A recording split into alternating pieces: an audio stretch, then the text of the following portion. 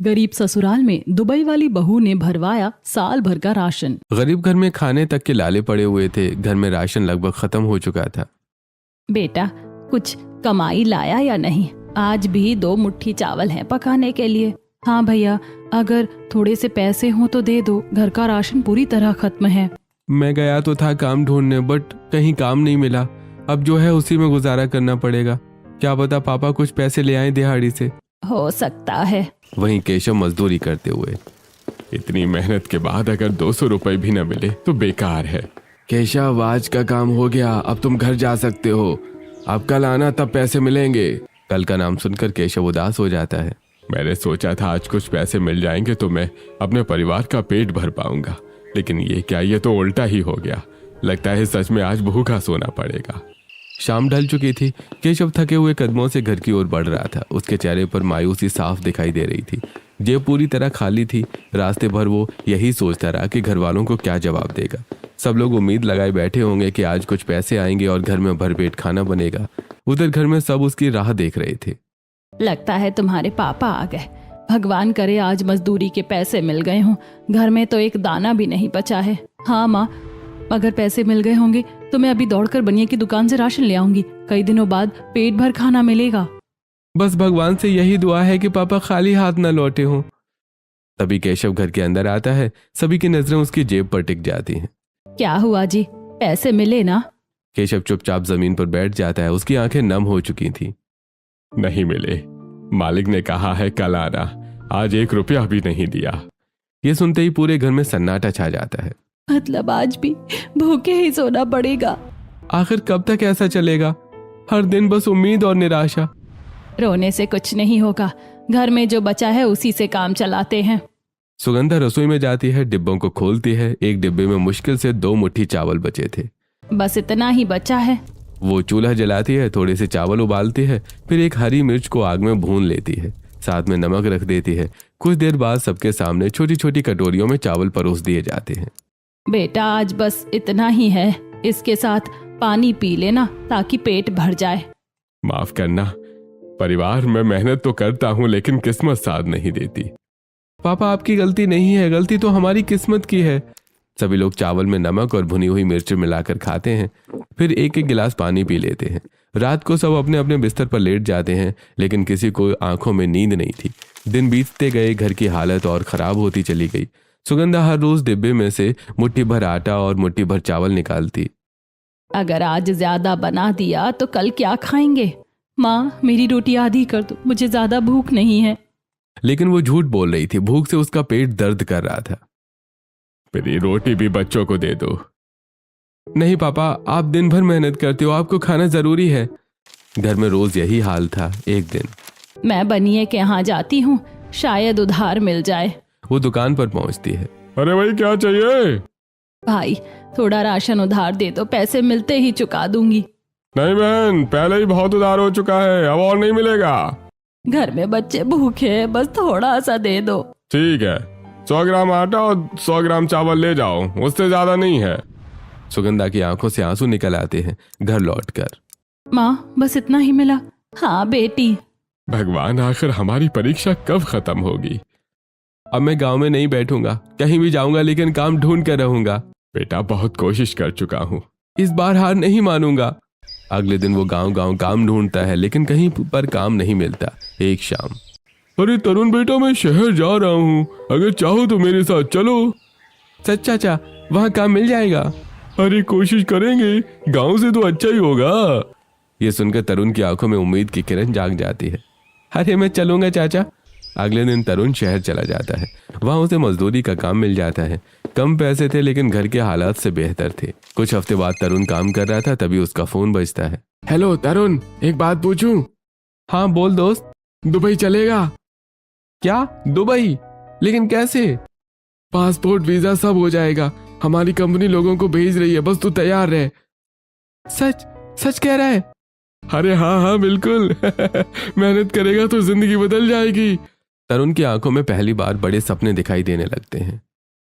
अगर ऐसा हो गया तो मैं अपने परिवार की सारी परेशानियां खत्म कर दूंगा। फिर देर किस बात की है, तैयारी शुरू कर। तरुण अपनी जमा की हुई सैलरी निकालता है, उसी से टिकट और बाकी जरूरी काम पूरे करता है। कुछ दिनों बाद, बेटा अपना ख्याल रखना, मेहनत करना लेकिन ईमानदारी मत छोड़ना। जल्दी लौट कर आना भैया। मैं वादा करता हूँ इस बार लौटूंगा तो हमारी गरीबी पीछे छूट जाएगी। तरुण अपने दोस्तों के साथ दुबई के लिए हवाई जहाज में बैठ चुका था। ये उसकी जिंदगी की पहली हवाई यात्रा थी। जैसे जैसे जहाज आसमान में ऊपर जा रहा था वैसे वैसे उसके मन में अपने परिवार की तस्वीरें घूम रही थी। उसे माँ की अधूरी रोटियां, बहन की भूखी आंखें और पिता की टूटी हुई उम्मीदें याद आ रही थी। भगवान बस इतना कर देना कि मैं कुछ कमा सकूं, मेरे घर वालों को अब भूखा मत सुलाना। कई घंटों बाद जहाज दुबई पहुंचता है। एयरपोर्ट से बाहर निकलते ही तरुण की आंखें खुली की खुली रह जाती हैं। अरे वाह, इतनी बड़ी बड़ी इमारतें, इतनी साफ सड़कें, ये जगह तो किसी सपने जैसी लग रही है। दोस्त ये दुबई है, यहाँ मेहनत करने वालों की किस्मत बदल जाती है। कुछ दिनों बाद तरुण को एक बड़ी फैक्ट्री में नौकरी मिल जाती है। रोज सुबह कंपनी की बस उसे लेने आती और वो फैक्ट्री चला जाता। एक दिन तरुण सड़क पार करके बस स्टॉप की तरफ जा रहा था। उसी समय दूसरी तरफ से मायरा अपनी कार लेकर आ रही थी। मायरा जल्दी में थी और गलती से गलत दिशा में गाड़ी मोड़ देती है। ओह नो, मुझे देर हो रही है। तभी अचानक उसकी कार तरुण से हल्की टकरा जाती है। अरे संभल कर। आई एम सॉरी, मुझे बिल्कुल नहीं दिखा। आपको चोट तो नहीं लगी? नहीं मैं ठीक हूँ। तभी वहां ट्रैफिक पुलिस पहुंच जाती है। मैडम आप रॉन्ग साइड से गाड़ी चला रही थी। मायरा घबरा जाती है। सर मुझसे गलती हो गई। इसके लिए भारी जुर्माना लगेगा। तरुण आगे आता है।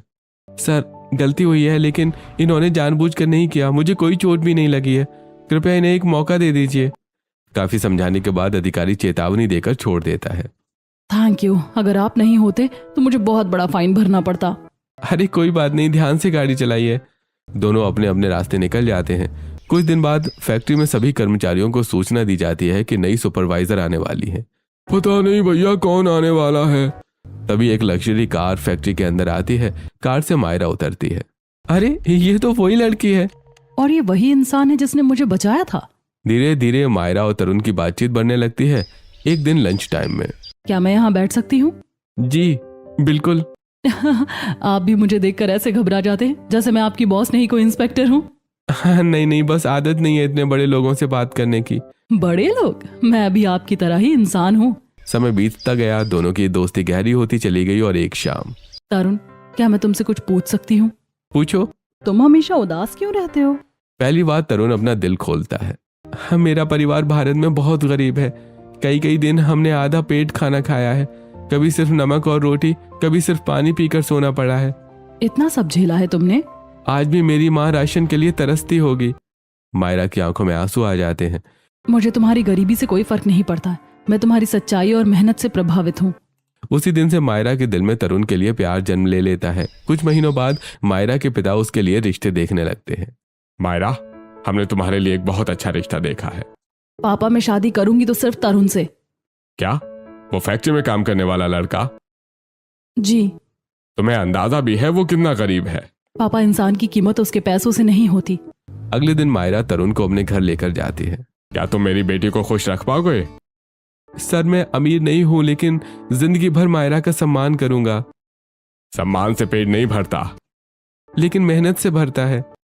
पापा, अगर शादी करूंगी तो तरुण से ही करूंगी। मैं उसके साथ खुश रहूंगी। जी, बेटी अपनी खुशी इसी में देख रही है। आखिरकार मायरा के माता पिता मजबूरी में मान जाते हैं। कुछ दिनों बाद दोनों की धूमधाम से शादी हो जाती है। मायरा, मैं तुम्हें महल नहीं दे सकता। मुझे महल नहीं, तुम्हारा साथ चाहिए। शादी के बाद मायरा और तरुण भारत लौटते हैं। गांव में सभी लोग हैरान थे। अरे देखो, तरुण दुबई से बहू लेकर आया है। बहू तो गहनों से लदी हुई है। लगता है किसी बहुत अमीर घर की लड़की है। जब तरुण घर पहुंचता है तो सभी उसे देखकर खुश हो जाते हैं। बेटा, तू आ गया। फिर उसकी नजर मायरा पर जाती है। ये कौन है? हाँ माँ, ये आपकी बहू मायरा है। सुगंधा के चेहरे पर चिंता आ जाती है। बेटा, तूने ये क्या कर दिया? इतनी अमीर लड़की हमारे घर में कैसे रहेगी? हमारे पास तो खाने तक का इंतजाम नहीं है। माँ, मायरा सब जानती है। माँ जी, आप चिंता मत कीजिए, मैं यहाँ खुशी से रहूंगी। अरे वाह, गरीब घर में दुबई वाली बहू आ गई। देखना 2 दिन में भाग जाएगी। इतनी अमीर लड़की यहाँ कैसे टिकेगी? मायरा सब सुन लेती है लेकिन कुछ नहीं कहती। साधारण तरीके से मायरा का गृह प्रवेश होता है। भाभी, घर छोटा है लेकिन दिल बहुत बड़ा है। बस यही सबसे बड़ी दौलत है। अगले दिन पहली रसोई की रस्म थी। मायरा रसोई में जाती है और राशन के डिब्बे खोलती है, लेकिन हर डिब्बा खाली था। माँ जी, आटा कहाँ है? खत्म हो गया। चावल? वो भी नहीं है। मायरा की आंखें भर आती हैं। आखिर घर में सिर्फ चीनी बची थी। मायरा पानी में चीनी घोलकर शरबत बनाती है, फिर वो सबको गिलास पकड़ाती है। माँ जी, आज मेरी पहली रसोई है, मैं बस यही बना पाई हूँ। पूरे घर में सन्नाटा छा जाता है। भाभी, पहली बार कोई हमारी हालत देखकर रोया है। बेटी हमें माफ करना। मायरा गिलास हाथ में लेकर खड़ी थी। उसकी आंखों में से लगातार आंसू बह रहे थे। माँ जी, पापा जी, आज मैं एक वादा करती हूँ, अब इस घर में कोई भूखा नहीं सोएगा। मायरा के शब्द सुनकर सभी हैरान होकर उसकी ओर देखने लगते हैं। मायरा के वादा करने के बाद भी घर की हालत में कोई बदलाव नहीं आया था। गरीबी अभी भी उसी तरह घर के हर कोने में फैली हुई थी। अगले दिन सुबह तरुण जल्दी उठ गया। घर में खाने के लिए कुछ भी नहीं बचा था। ठीक है माँ, कोशिश करता हूँ, शायद थोड़ा बहुत उधार मिल जाए। बेटा, अगर हो सके तो बनिए के यहाँ से थोड़ा सा राशन ले आ, आज घर में एक दाना भी नहीं बचा है। तरुण गांव के बनिए की दुकान पर पहुंचता है। दुकान पर पहले से कुछ लोग खड़े थे।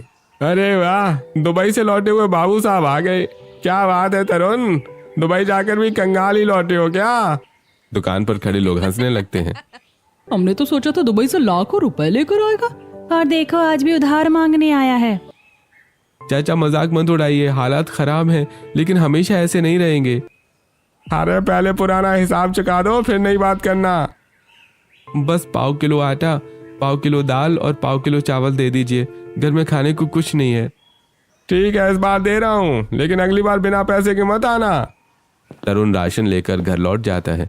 घर पहुंचते ही सुगंधा और श्वेता राशन देखकर खुश हो जाती हैं। माँ देखो, आज दाल भी बनेगी, भगवान का लाख लाख शुक्र है। माँ जी, आज खाना मैं बना देती हूँ। रहने दे बहू, तू अमीर घर की लड़की है, तुझे हमारे चूल्हे चौके की आदत नहीं होगी। माँ जी, मैं सीख जाऊंगी। मैंने कहा ना रहने दे, मैं और श्वेता बना लेंगे। मायरा चुप हो जाती है। वो समझ चुकी थी कि सुगंधा अभी भी उससे नाराज है। दोपहर में पड़ोस की औरतें घर के बाहर खड़ी बातें कर रही थीं। अरे देखो, अमीर घर की बहू तो आ गई, लेकिन घर में राशन है क्या? सोने के गहने पहनने से पेट थोड़ी भरता है। इतनी बड़ी बहू आई है, अब तो घर में मिट्टी ही पका कर खिलाओगे क्या? उनकी बातें मायरा सुन लेती है। उसके चेहरे पर दर्द साफ दिखाई दे रहा था। दिन बीतते गए, लेकिन घर की हालत जस के तस बने रहे। कभी रोटी और चटनी बनती, कभी सिर्फ दाल चावल, और कई बार तो सिर्फ नमक के साथ सूखी रोटी। एक शाम मायरा रसोई के दरवाजे पर खड़ी थी। वो देख रही थी कि सुगंधा डिब्बे से बहुत सावधानी से चावल निकाल रही है। सुगंधा पहले एक मुट्ठी चावल निकालती है, फिर आधी मुट्ठी वापस डिब्बे में डाल देती है। मायरा ये देखकर हैरान रह जाती है। माँ जी, आप ऐसा क्यों कर रही हैं? बेटा, तुम नहीं समझोगी, समझाइए ना माँ जी। हम गरीब लोग हैं बेटी, अगर आज ज्यादा चावल बना दूं तो कल भूखे रहना पड़ेगा, इसीलिए हर दिन मुट्ठी मुट्ठी गिन कर निकालती हूँ। मायरा चुप हो जाती है। तुम अमीर घर में पली बड़ी हो, शायद तुम्हें कभी ये सोचना नहीं पड़ा होगा कि आज ज्यादा खा लिया तो कल क्या खाएंगे। ये सुनकर मायरा की आंखें भर आती हैं। नहीं माँ जी, अब मैं सब समझ रही हूँ। उस रात मायरा सो नहीं पाती। उसे घर की हर परेशानी दिखाई दे रही थी। पापा जी को काम नहीं मिल रहा था, श्वेता की पढ़ाई अधूरी पड़ी थी, तरुण की दुबई वाली नौकरी भी छूट चुकी थी, घर में हर दिन राशन का संकट था। पहली बार उसे एहसास हुआ कि गरीबी कितनी दर्दनाक होती है। अगर मैं इस घर की बहू हूँ तो इस घर की जिम्मेदारी भी मेरी है। अगले दिन रात के खाने में सिर्फ 4 रोटियां बनी थी। एक पापा जी की, एक तरुण की, आधी श्वेता की, आधी मेरी। और मेरी? बेटा, आटा खत्म हो गया। कोई बात नहीं माँ जी, मुझे भूख नहीं है। लेकिन सच ये था कि मायरा को भी बहुत भूख लगी थी। मायरा अपने कमरे में जाती है। उसके पास शादी से पहले के कुछ पैसे बचे हुए थे। उसने वो पैसे संभाल कर रखे थे। अगर ये पैसे घर के काम नहीं आएंगे तो उनका क्या फायदा? वो पैसे निकालकर तरुण के हाथ में रख देती है। ये क्या है? जो थोड़े बहुत पैसे मेरे पास बचे थे। नहीं मायरा, ये तुम्हारे पैसे हैं। अब मेरा और तुम्हारा कुछ अलग नहीं है, ये हमारे घर के पैसे हैं। अगले दिन तरुण उन्हीं पैसों को लेकर बनिए की दुकान पहुंचता है। अरे क्या बात है, आज पैसे लेकर आए हो? हाँ चाचा, राशन चाहिए। पहले पुराना हिसाब देख लेते हैं। वो पुराना उधार जोड़ने लगता है। कुछ देर के बाद पूरे पैसे तो पुराने कर्ज में ही खत्म हो गए। क्या? हाँ, अब राशन लेना है तो अलग से पैसे लाओ। तरुण का चेहरा उतर जाता है। मतलब आज राशन नहीं मिलेगा? नहीं मिलेगा। तरुण खाली हाथ घर लौट आता है। राशन ले आए? तरुण चुप हो जाता है। क्या हुआ? सारे पैसे पुराने उधार में चले गए, राशन नहीं मिला। ये सुनकर मायरा का दिल टूट जाता है। तो अब क्या होगा भाभी? लगता है हमारी किस्मत में यही लिखा है। भगवान जाने कब ये दिन बदलेंगे। उस रात सभी लोग आधे पेट सो गए, लेकिन मायरा जागती रही। वो छत की ओर देख रही थी। उसे अपने मायके की सारी सुख सुविधाएं याद आ रही थी और दूसरी तरफ अपने ससुराल की भूख और गरीबी। नहीं, अब बहुत हो गया। मैं इस घर की बहू हूँ। मैं अपनी आंखों के सामने इस परिवार को भूखा नहीं रहने दूंगी। चाहे मुझे कुछ भी करना पड़े, चाहे कितनी भी मेहनत करनी पड़े, मैं इस घर की हालत बदल कर रहूंगी। एक दिन ऐसा आएगा जब इस घर के डिब्बे खाली नहीं होंगे, माँ जी को मुट्ठी गिनकर चावल नहीं निकालने पड़ेंगे, श्वेता की पढ़ाई पूरी होगी और पापा जी को मजदूरी के लिए दर दर नहीं भटकना पड़ेगा। मायरा की आंखों में अब आंसू नहीं थे, वहां एक नया हौसला था। उसे नहीं पता था कि अगले ही कुछ दिनों में उसकी जिंदगी और इस परिवार की किस्मत बदलने वाली थी और यहीं से शुरू होने वाला था मायरा का वो सफर जो इस गरीब घर को भूख से निकालकर खुशहाली तक पहुंचाने वाला था। सुबह सूरज निकलने से पहले ही वो उठ गई। घर के बाकी लोग अभी भी सो रहे थे। अब सिर्फ सोचने से कुछ नहीं होगा, मुझे कुछ करना पड़ेगा। मायरा अपने बैग से अपना दुबई वाला डेबिट कार्ड निकालती है। शादी और भारत आने की भागदौड़ में उसे याद ही नहीं रहा था कि उसके अकाउंट में अभी भी कुछ पैसे पड़े हुए हैं। भगवान का शुक्र है कि ये कार्ड मेरे पास है। कम से कम कुछ दिन तो घर वालों को राहत मिल जाएगी। मायरा गांव से शहर वाले बैंक में पहुंचती है। जी मैडम, आपकी क्या मदद कर सकते हैं? मुझे अपने अकाउंट से कुछ पैसे निकालने हैं। थोड़ी देर बाद मायरा पैसे लेकर बैंक से बाहर निकलती है। अब सबसे पहले घर के लिए राशन खरीदना है। मायरा सीधे एक सुपरमार्केट में पहुंचती है। वो आटा, चावल, दाल, तेल, मसाले, चीनी, चाय पत्ती, बिस्किट और कई जरूरी सामान खरीदती है। मैडम, लगता है पूरा घर भरने का इरादा है। नहीं, एक भूखे परिवार को राहत देने का इरादा है। दोपहर तक मायरा राशन लेकर घर पहुंच जाती है। घर में सब लोग भूखे बैठे थे। माँ, मुझे तो चक्कर आने लगे हैं। क्या करूँ बेटी, घर में कुछ नहीं है। तभी बाहर गाड़ी रुकती है। अरे, ये कौन आया? सब बाहर निकलते हैं। सामने मायरा खड़ी थी और उसके साथ राशन के कई थैले थे। भाभी, ये सब क्या है? आज से कोई भूखा नहीं रहेगा। माँ जी, आज खाना मैं बनाऊंगी। रहने दे बहू। माँ जी, अब मत रोकिए, मुझे भी तो इस घर की बहू होने का फर्ज निभाने दीजिए। इस बार सुगंधा कुछ नहीं कहती। कई घंटों बाद रसोई से खुशबू आने लगती है। वाह, कितनी अच्छी खुशबू आ रही है। महीनों बाद ऐसा लग रहा है कि घर में सचमुच खाना बन रहा है। मायरा दाल, चावल, सब्जी और गरम रोटियां बनाती है। आइए सब लोग खाना खाइए। सभी लोग भरपेट खाना खाते हैं। बेटी, आज महीनों बाद पेट भरकर खाना खाया है। सच में बहू, आज बहुत अच्छा लगा। ये तो बस शुरुआत है। कुछ दिनों तक घर में शांति बनी रहती है, लेकिन धीरे धीरे राशन कम होने लगता है। दूसरी तरफ केशव को अभी भी नियमित काम नहीं मिल रहा था। केशव की पढ़ाई भी रुकी हुई थी। तरुण छोटी मोटी दिहाड़ी कर रहा था। अरे देखो, दुबई वाली बहू झोपड़ी में रह रही है। सुना है बुर्ज खलीफा जैसी इमारतों में रहती थी और अब मिट्टी के घर में चूल्हा फूंक रही है। बड़ी अमीर बहू आई थी ना। मायरा सब सुनती थी लेकिन जवाब नहीं देती थी। गरीबी और परेशानियों के बीच मायरा अपना जन्मदिन तक भूल चुकी थी। उसी दिन दोपहर में उसका फोन बजता है। हेलो पापा। हैप्पी बर्थडे बेटा। ओह, आज मेरा जन्मदिन है। देखो, अपनी परेशानियों में अपना जन्मदिन तक भूल गई। बेटा, मैंने तेरे लिए एक पर्पल कलर की नई कार भेजी है। ये मेरा बर्थडे गिफ्ट है। क्या, कार? हाँ बेटा, थोड़ी देर में पहुंच जाएगी। कुछ देर बाद गांव में एक चमचमाती पर्पल कार आकर रुकती है। पूरा मोहल्ला देखने के लिए जमा हो जाता है। अरे, इतनी महंगी कार, ये किसकी है? तभी मायरा बाहर आती है। पापा ने भेजी है। माँ जी, चलिए मेरे साथ। मैं कहाँ, बस बैठ जाइए। कार सीधे डी-मार्ट पहुंचती है। बहू, हम यहाँ क्या कर रहे हैं? आज खरीदारी होगी माँ जी। मायरा ट्रॉली पर ट्रॉली भरने लगती है। 50 किलो गेहूं, 50 किलो चावल, दालें, तेल, मसाले, चीनी, चाय पत्ती, सूखे मेवे और घर की जरूरत का हर सामान। बहू, इतना सब मत खरीद। माँ जी साल भर का राशन ले रहे हैं। साल भर का? मैडम, इतना राशन तो लोग शादी में भी नहीं खरीदते। हमारे घर में खुशियों की शादी ही समझ लीजिए। शाम को एक छोटा पोर्टल सारा सामान लेकर घर पहुंचता है। बोरी पर बोरी उतरने लगती हैं। गेहूं, चावल, दाल, आटा, तेल, मसाले। पूरा गांव देखने के लिए जमा हो जाता है। अरे, इतना सारा राशन, लगता है सच में अमीर घर की बहू है। हमने तो मजाक उड़ाया था। क्यों बहनों, आज कुछ कहना है क्या? सभी पड़ोसनें चुप हो जाती हैं। आज पहली बार घर में त्योहार जैसा माहौल था। भाभी, अब हमें भूखे नहीं सोना पड़ेगा। बेटी, तू हमारे घर की लक्ष्मी बनकर आई है। मायरा रसोई में जाती है। आज चूल्हे पर दाल चढ़ती है, सब्जी बनती है, पूड़ियाँ तलती हैं, खीर बनती है, चावल पकते हैं। पूरे घर में खुशबू फैल जाती है। बहू, मुझे तो यकीन नहीं हो रहा, दुबई वाली बहू को चूल्हे पर खाना बनाना भी आता है। माँ जी, मैं यहाँ आने से पहले थोड़ी ट्रेनिंग लेकर आई थी। सच, मुझे पहले से सब पता था कि मेरे ससुराल के हालात आसान नहीं है, इसीलिए मैंने सोचा था कि मुझे सब सीखना चाहिए। बेटी, आज तूने सिर्फ राशन नहीं भरा, तूने इस घर में उम्मीद भर दी है। अब मैं फिर से पढ़ाई करूंगी। मुझे तुम पर बहुत गर्व है मायरा, लेकिन एक नई समस्या सामने आ गई। इतना सारा राशन रखा कहाँ जाए?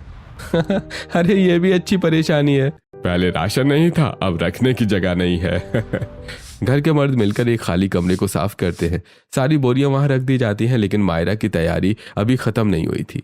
माँ जी, चलिए एक काम और करना है। अब क्या, राशन को सही तरह से रखना है। दोनों बाजार से बड़े बड़े बखार और डिब्बे खरीद कर लाती हैं। गेहूं, चावल और दाल बखार में भर दिए जाते हैं। मसाले छोटे डिब्बों में सजा दिए जाते हैं। पूरा कमरा अब किसी राशन स्टोर जैसा लग रहा था। बहू, मैंने कभी नहीं सोचा था कि हमारे घर में इतना राशन भी होगा। माँ जी, ये तो सिर्फ शुरुआत है।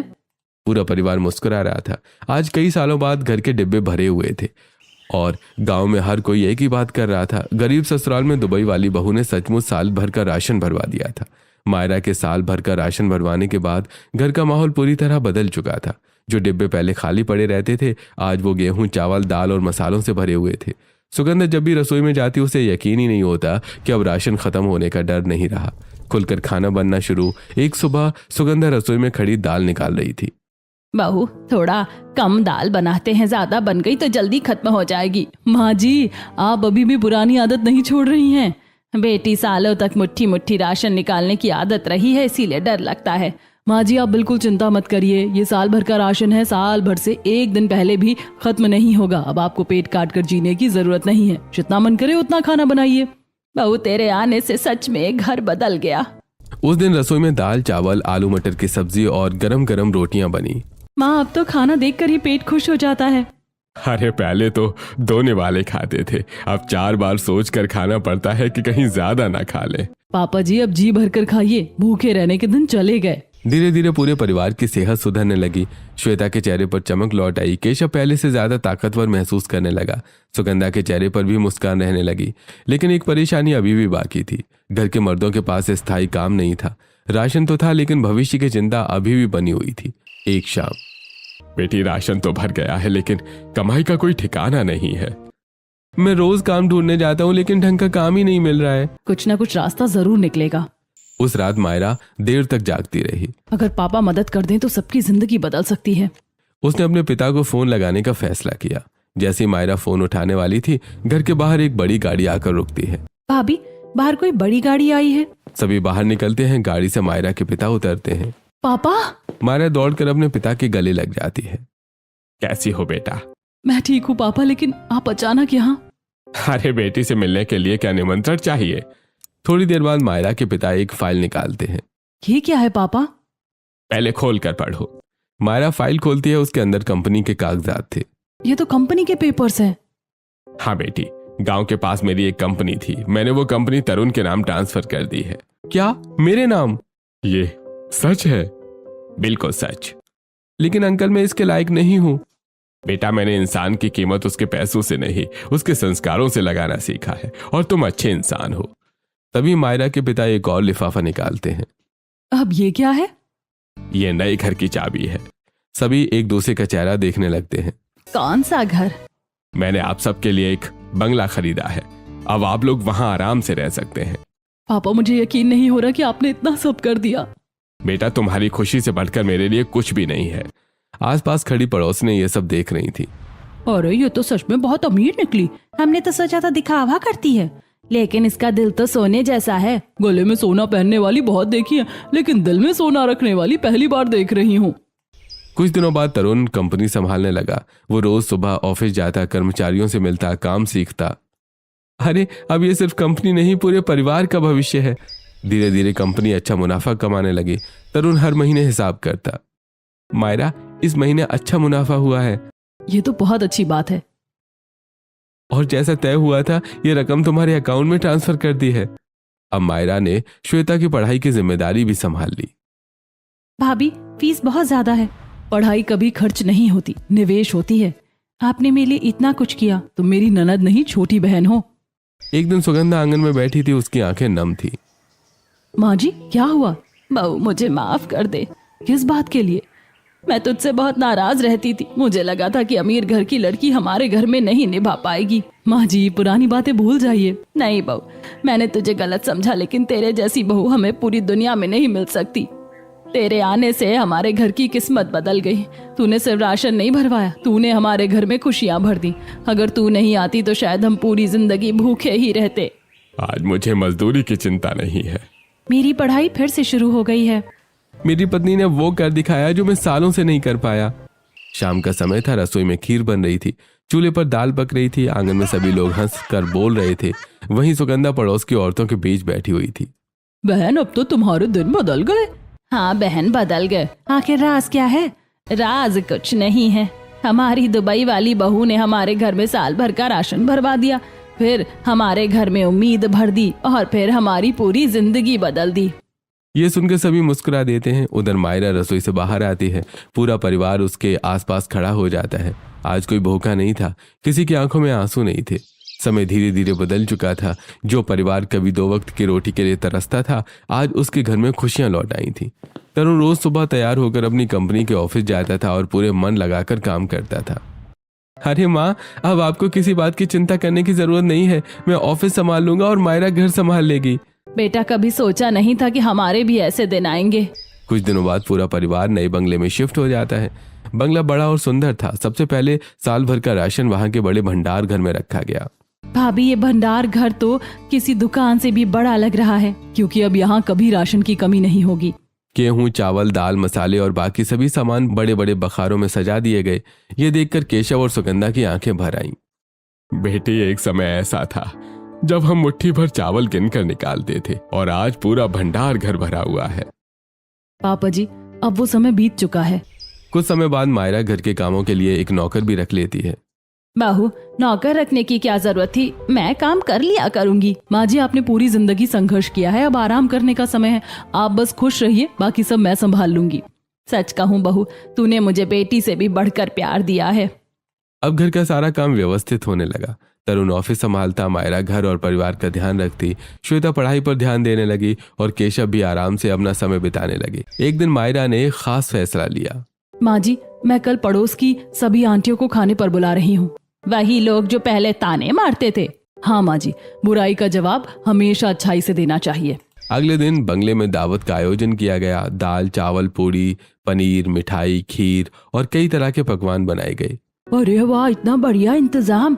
हमने तो कभी सोचा भी नहीं था। सभी ने भरपेट खाना खाया।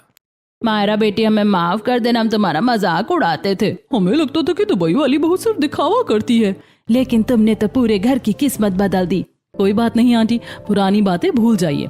मैं तो पहले ही कहती हूँ, हमारी बहू लाखों में एक है। सच में, इसने सिर्फ साल भर का राशन नहीं भरवाया, बल्कि पूरे परिवार की जिंदगी सुधार दी। सभी पड़ोसी मायरा की तारीफ करते हुए घर लौट गए। शाम को पूरा परिवार बंगले के आंगन में बैठा था। सभी के चेहरों पर सुकून और खुशी थी। मेरी दुबई वाली बहू ने हमारे घर में साल भर का राशन भरवाया, हमारी गरीबी दूर की और हमें खुशियां दी। ये सुनकर मायरा मुस्कुरा दी। आज उस घर में कोई भूखा नहीं था, कोई परेशान नहीं था। पूरा परिवार एक साथ खुशहाल जिंदगी जी रहा था और हमेशा प्यार से रहने लगा।